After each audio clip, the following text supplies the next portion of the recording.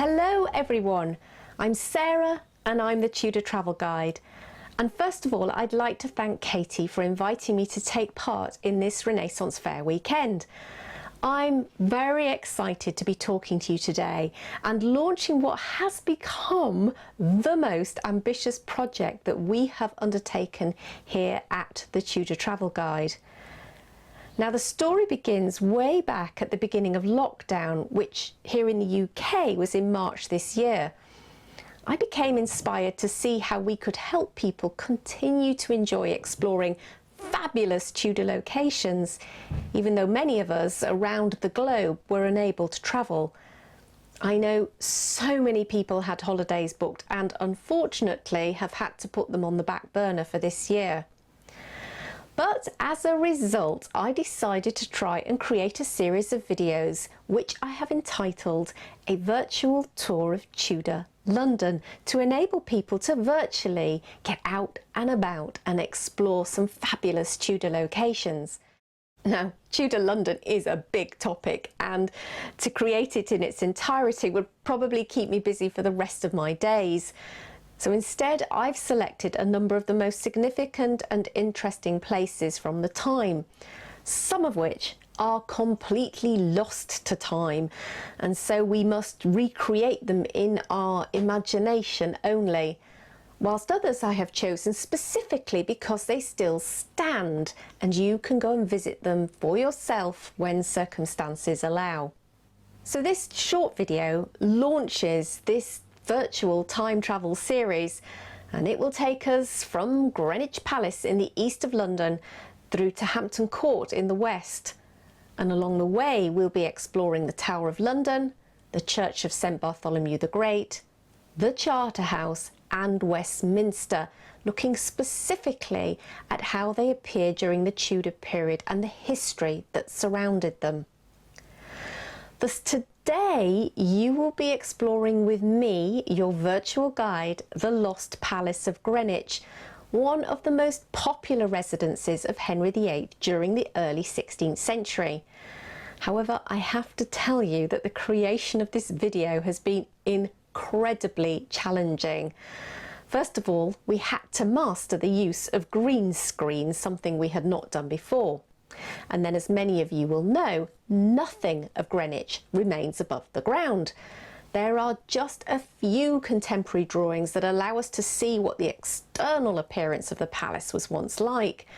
And however, even more sadly, there are no sketches or images of how the palace interiors once looked. And so as a result, we have had to create a video that invites you to use your imagination, whilst wherever possible, relying on what knowledge we do have about the palace to bring it to life as accurately as possible.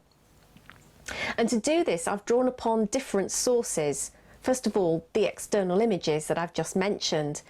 Then floor plans developed by architectural historians such as Simon Thurley, which are in turn based on contemporary building accounts.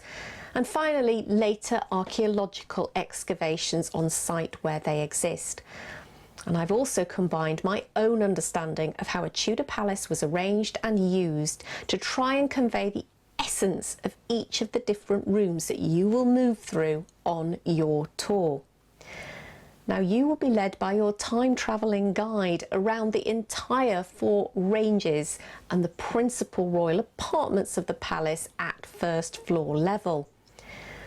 Because of the complete absence of pictures or images of the interiors at Greenwich, we, as I said, have had to use images that are illustrative only of the features or the chamber that we are trying to recreate.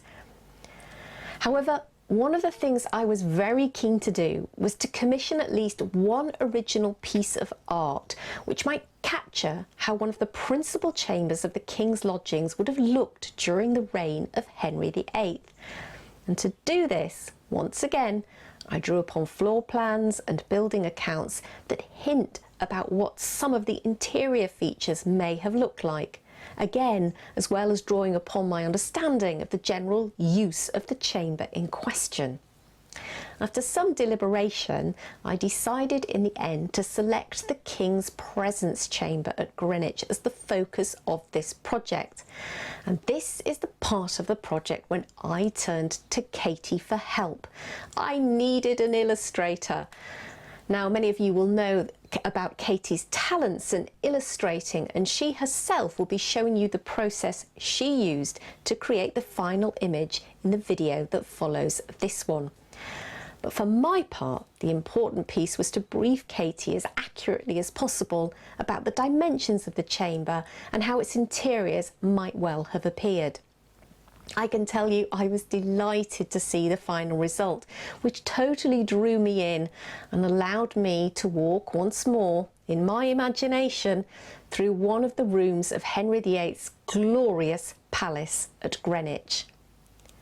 So my friends, following Katie's video, the final 30-minute virtual tour of Greenwich Palace will go on public view via my YouTube channel for the first time. Katie will be posting a link to that, so make sure you stay tuned, and I really do hope you enjoy your adventure in time. Please do leave me comments, likes or hearts in the description below the video, or you can send me an email directly at sarah@thetudortravelguide.com.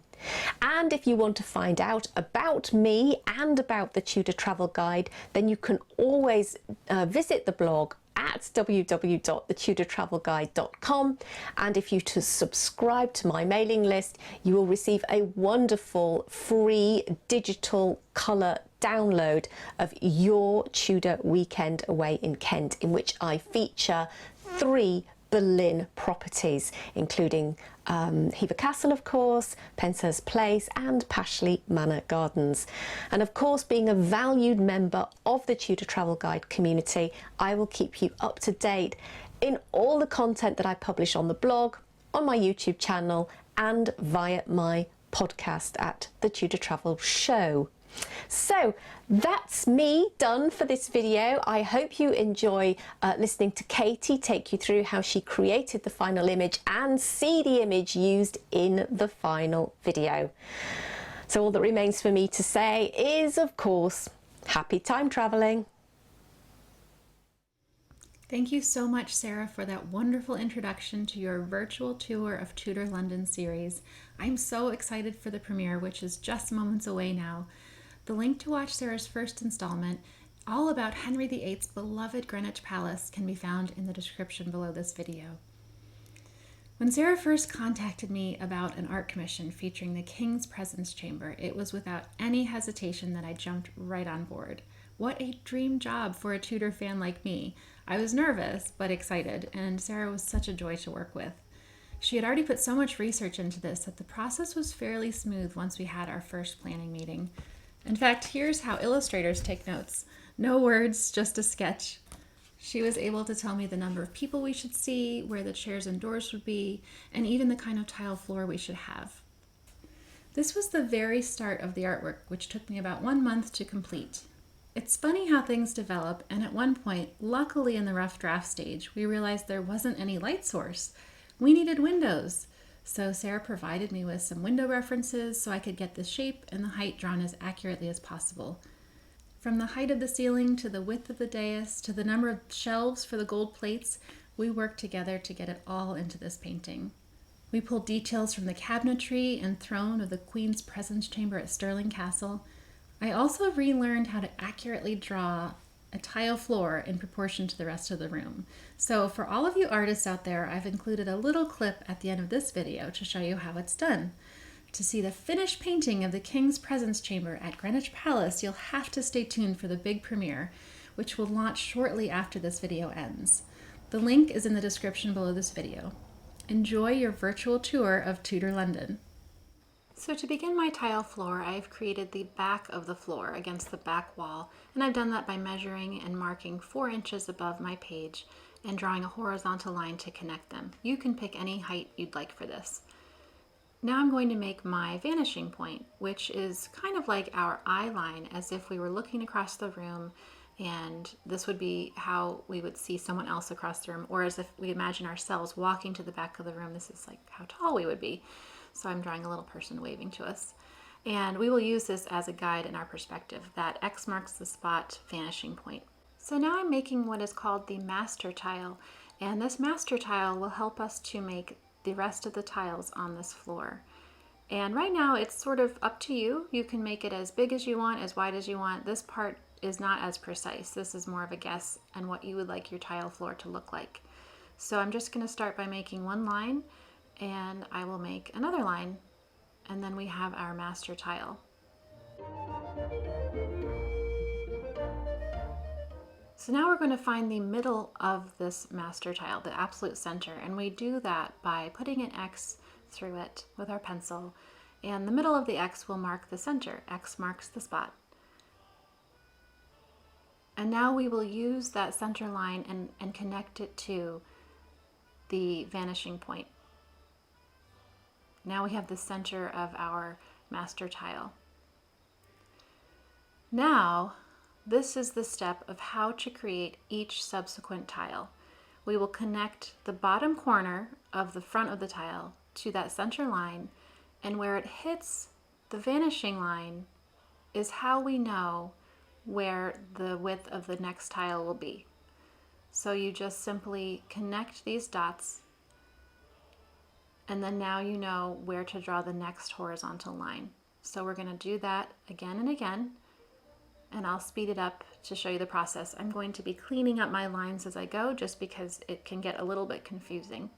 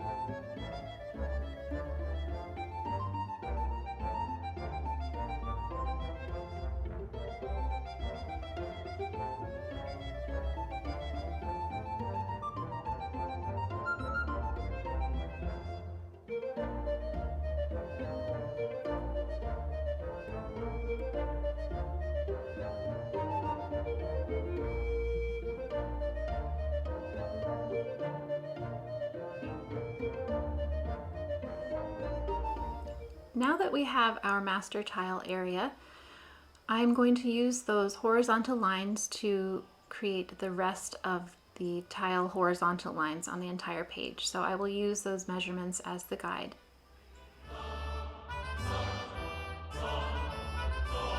So now we're going to go back to this master tile and use the width of it to determine the width of all the other tiles based on that 2-inch measurement. Now mine is 2 inches, yours may not be, but mine is 2 inches. And I'm going to connect each 2-inch mark to the vanishing point. And once these lines are connected, you will see that the tile floor is complete.